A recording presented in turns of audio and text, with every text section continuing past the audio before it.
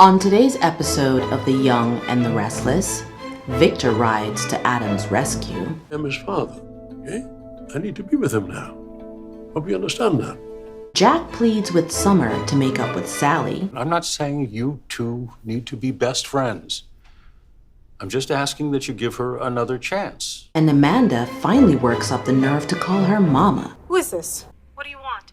I'm the daughter that you didn't give to your cousin Rose. Hey Soapmates, it's Tuesday, January 5th, 2021, and it's time for another Young and Restless episode recap. I'm your host, Keisha Chantal, aka Victor Newman's Rich Man Energy. Damn. You know you got the bag secured when you have the city hospital's chief of staff on speed dial. Oh, crrr.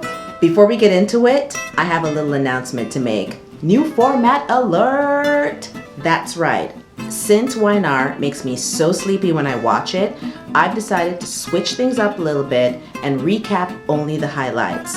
Welcome to a new experience I like to call the good, the bad, and the boring. Let's get into it. So let's start with the good, all right?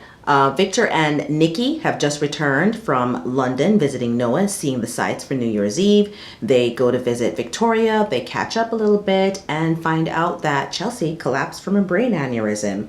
It all becomes suddenly clear to Victor why Adam was trying to reach out to him. And he says, wow, my son needs me. I need to go to his aid. And Nikki's quick to remind him, hey, he was the one that divorced the family. I hope you remember that. So you going over there with your rich man energy, being all, Victor, might not be the best thing. And Victor says, listen, he must feel so alone. So please understand that I have to go and do this. And he walks off, leaving Victoria and Nikki to talk amongst themselves. And they say some pretty shady shit. Your father's unconditional love. And I'm sure that Adam intends to milk this for all of the sympathy that he can get. Ooh, if your father ever heard you say that. I've said similar things plenty of times. It always falls on deaf ears. Nikki is being a total hypocrite here. Let's not forget, she's the same person that helped her daughter bury a dead body, which happened to be her husband or ex-husband, only because she didn't want to see Victoria suffer and go to jail because of her murder. So if anyone should know about the love between a parent and a child, it should be Miss Nikki Newman, okay? The next good thing that happens is that Amanda finally gets up the courage to call her birth mama. And that's because she had a talk with Lily and told her the whole thing that happened over the holidays about her finding her birth mom and realizing that she has a half sibling. And Lily says, listen, I think that the advice that Devon told you is actually good to take. Go on ahead and get the answers that you're seeking, sis. Call your mom, figure out what's going on, try to see if she wants to talk to you, and then go from there. And then the next thing you know, this happens.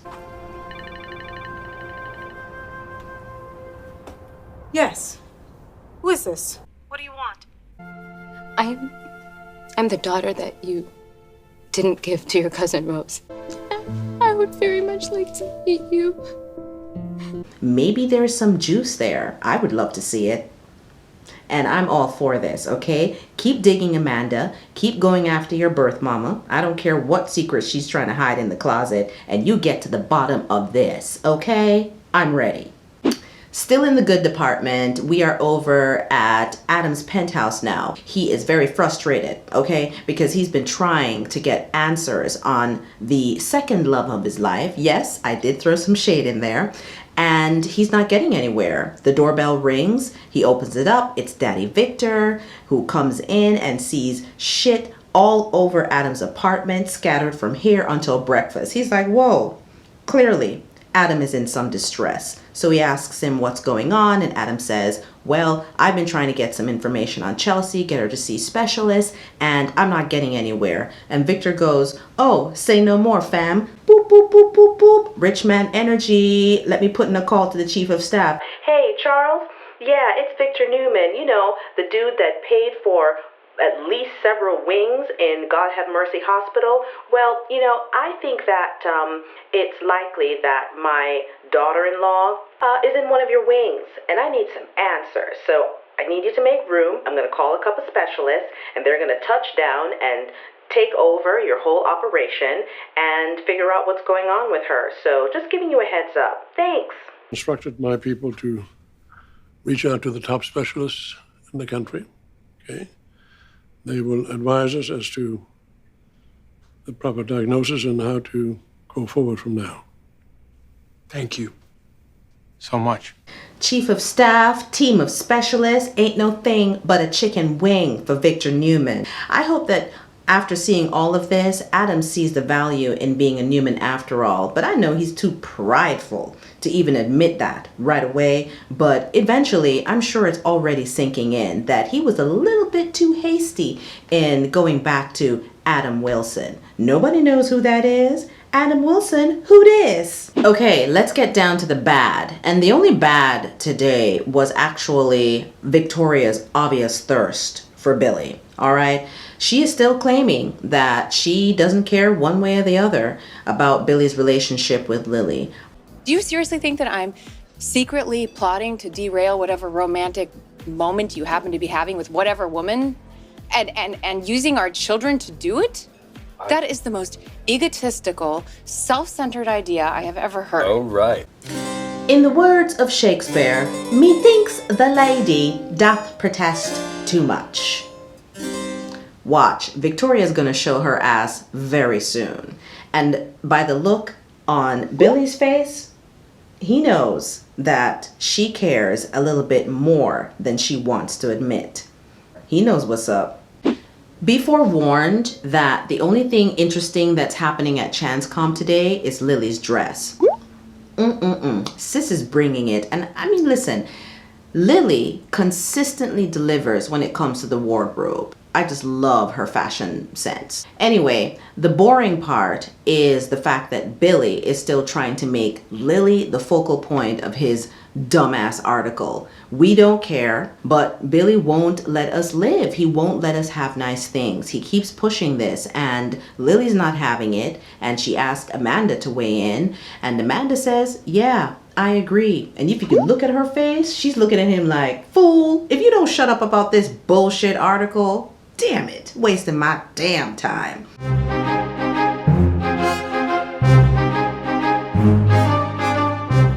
Readers will have far more respect for our brand when they see our co-CEO getting a taste of his own medicine. Right, because he can dish it, but can he take it? Exactly. So we show how the fallout from Billy's vengeance came back to bite him and almost cost him his freedom. Well, this sounds borderline painful. Painful. I couldn't agree more. I second that. Just write the damn article, have it come out so that we can never hear about it again. Still over in the boring department, we have to head on over to society where Kyle runs into Sally. And she does a pretty good job of letting him know that she was a victim of Theo's manipulations. And you know what they say, dead men can't talk, and neither can men who are in Paris and not in Genoa City anymore. So Sally is taking full advantage.